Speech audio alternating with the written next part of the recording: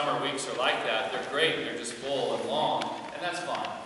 And I had a really good sermon kind of developing. You heard it with the children.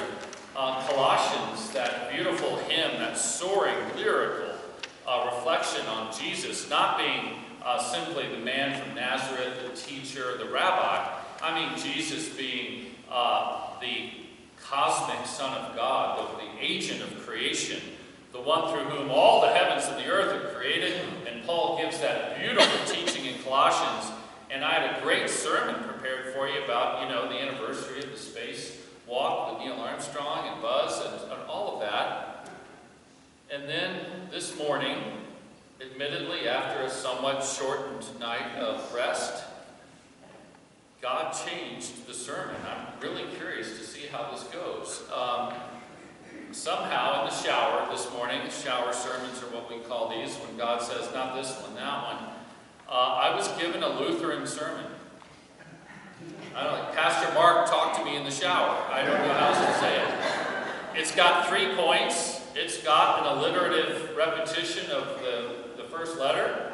It's all the hallmarks of a Lutheran sermon. So here goes. I'm interested to hear this come out. 3 women mentioned in the readings today. Help me identify them. Who's the first one? Sarah. Who's the second one? Martha Stewart. Yep. Who's the third one? Mary.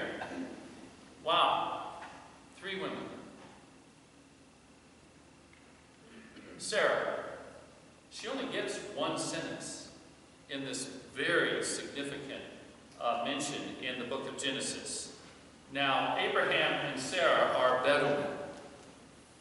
That's a name for a group of people that traveled beyond national boundaries from that time, about 2000 BC, until today. They traveled through boundaries of any political or national identity. They traveled in the wilderness, and there's a code that's very ancient. Because if you live in a very harsh and forbidding environment, the code is you need to help other people survive because you might need that help yourself. So etiquette and hospitality in the Bedouin world is very strict and it's very important. And so when these 3 mysterious men just literally materialize out of thin air in the wilderness, Abraham does what the Bedouin code of hospitality requires. He offers them water. He offers them shelter under his own tent.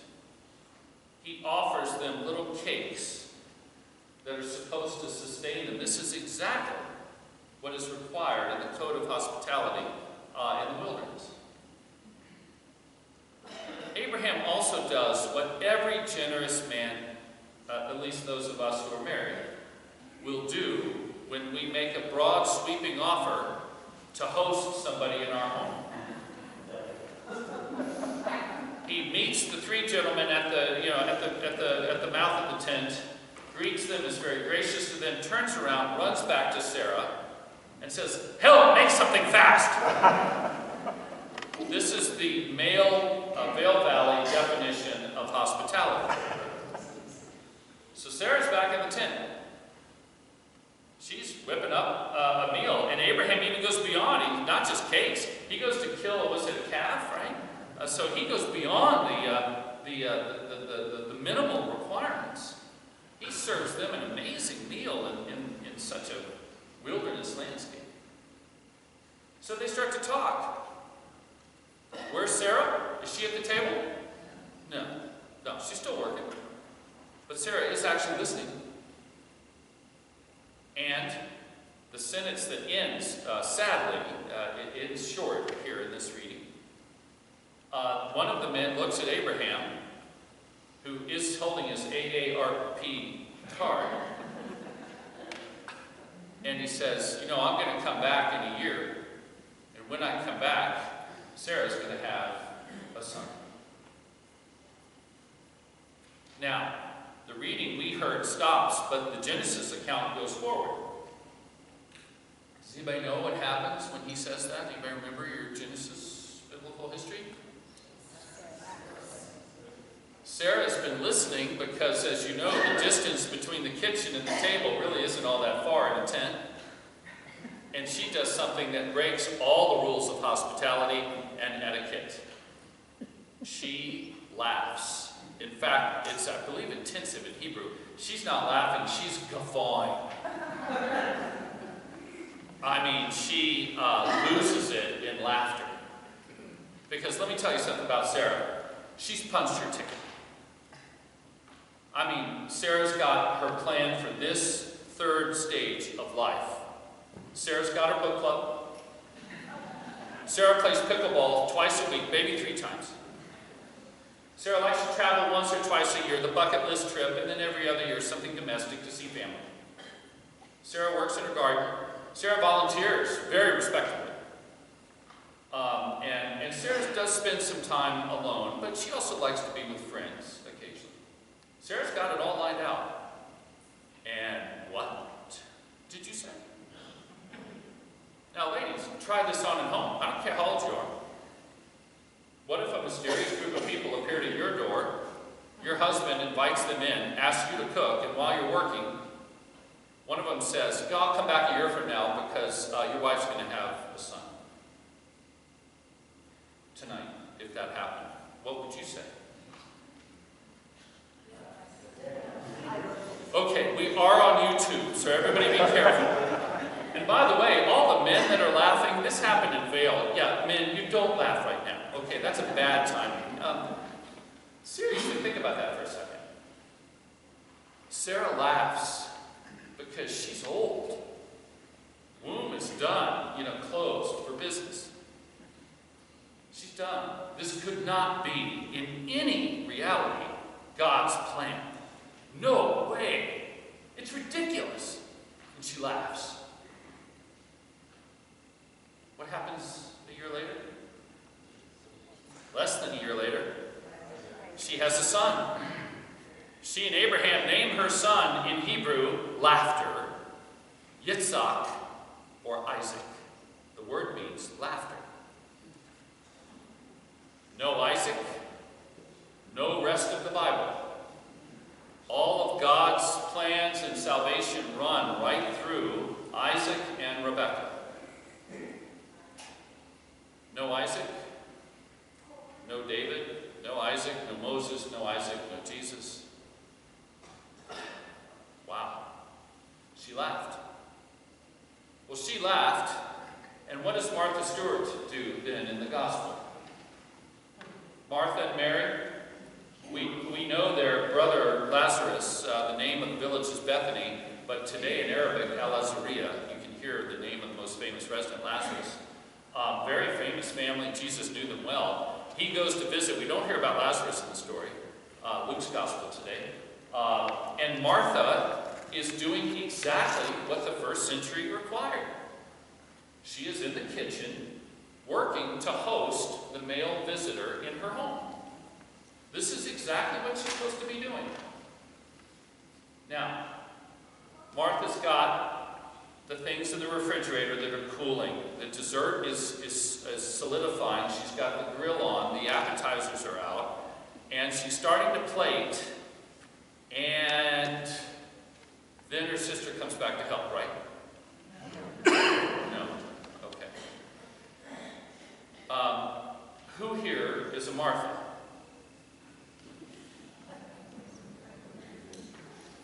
I mean, with Martha, the trains run on time. With Martha, before her husband's even thought about what's happening at Christmas, the reservations are made. Martha's got it locked down. Martha knows when you're supposed to be at soccer practice. Martha knows when you're going to dance. Martha knows where the clothes are in the closet, which ones are being dry cleaned. Martha knows where the stuff is under each cabinet. And Martha's thought about stuff that you ain't thought about yet. Let me ask you again. Do you have any Marthas here? Hi. Raise your hands high. Come on. I mean, seriously. The Vail Valley is filled with Martha. You wouldn't be here if you were Martha. If you were Mary, you would be in Steamboat Springs.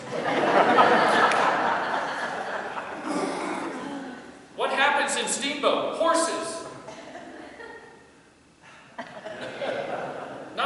Philharmonic, Martha.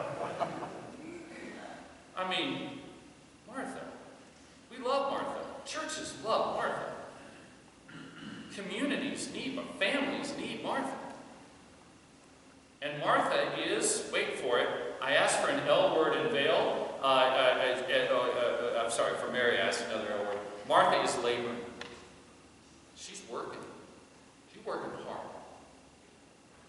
All she asks for is, hey, Jesus, could I have a little help? Because the other etiquette in the ancient world is very patriarchal, I'm sorry to tell you.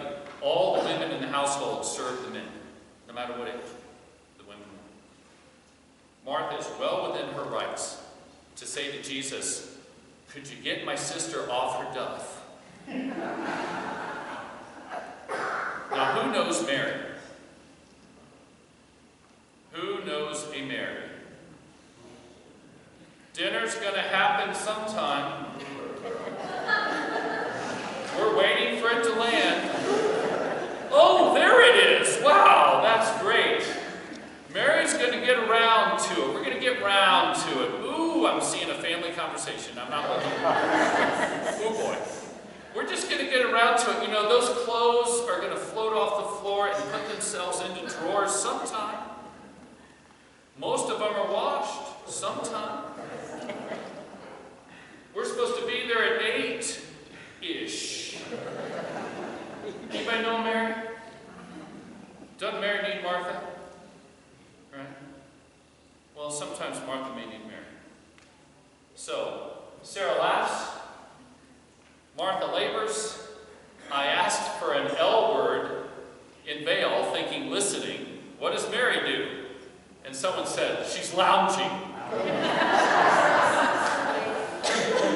So helpful. I'm so sure they don't do this in Dallas at church, okay, the Episcopal church, but here. She's lounging, she's listening. She's listening. Now, everybody knows the end of the story. Martha comes out, she's all sweaty, she's being just a tad passive-aggressive, and she says, hey, Lord, could you tell my sister to kind of get on with it? We're getting towards the main course here. Very fair.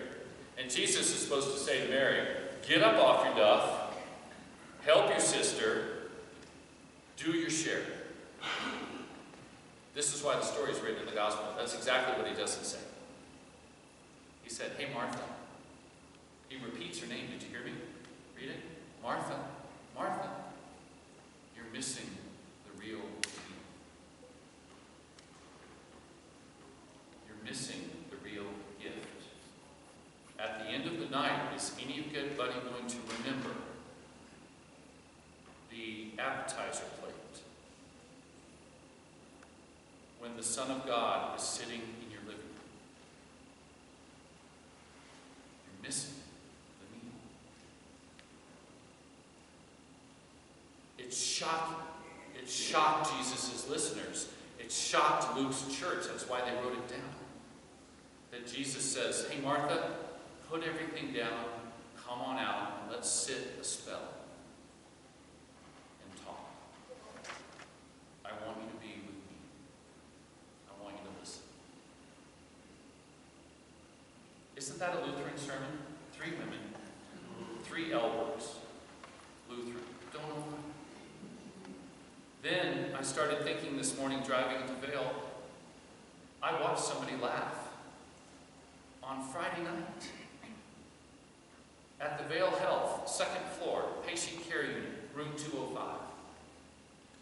One of our healthy parishioners, boop, something went boop, and they're in Vail Health. And they're hooked up on monitors that are showing things.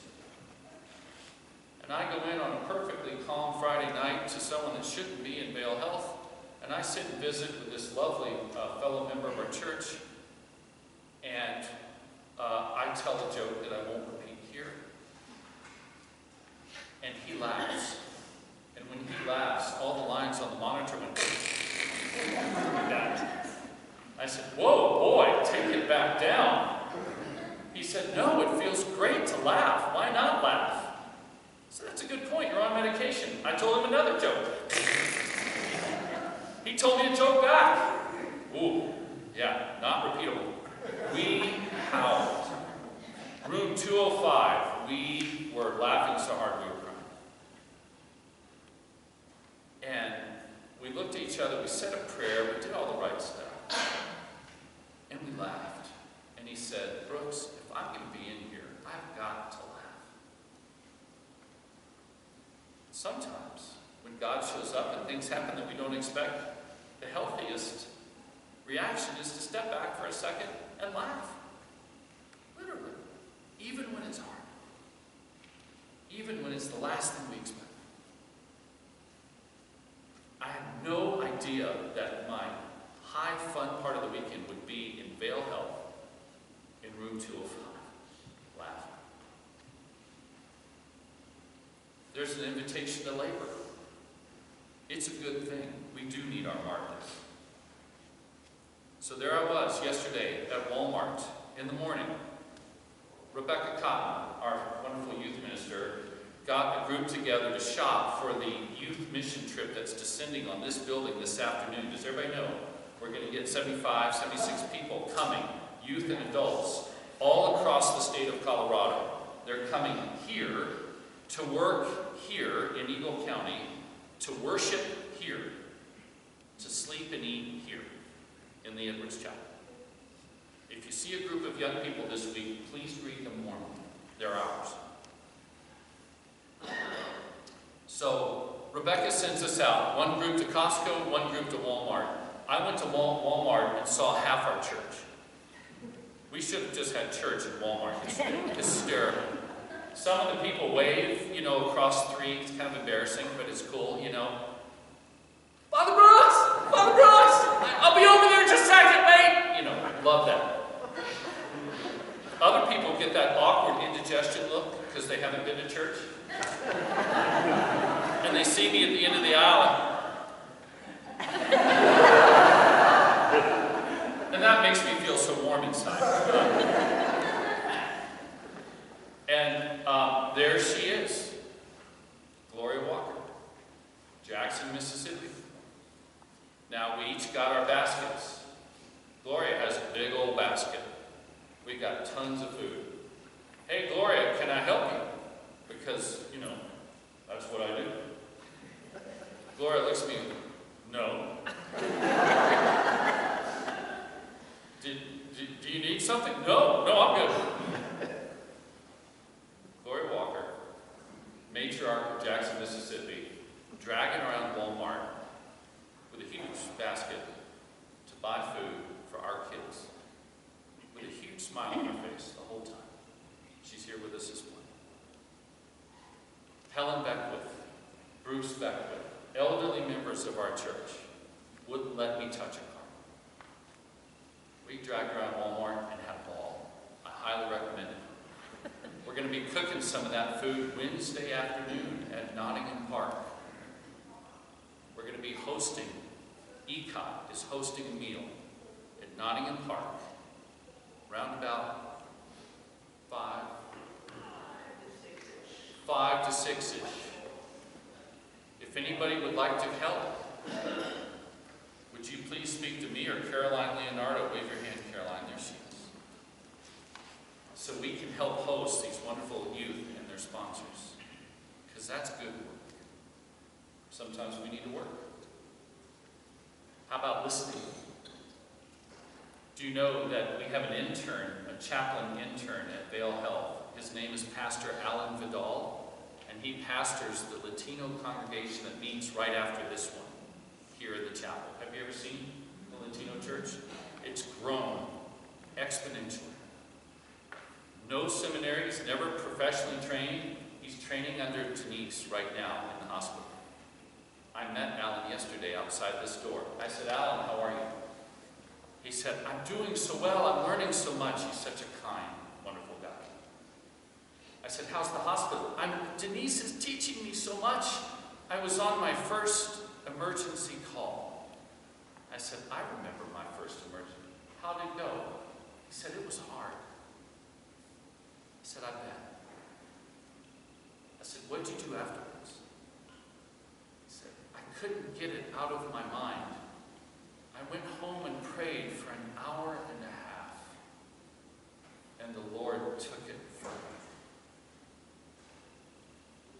I felt so humbled and ashamed that as Alan's talking, I'm wondering if I prayed for an hour and a half in the past month.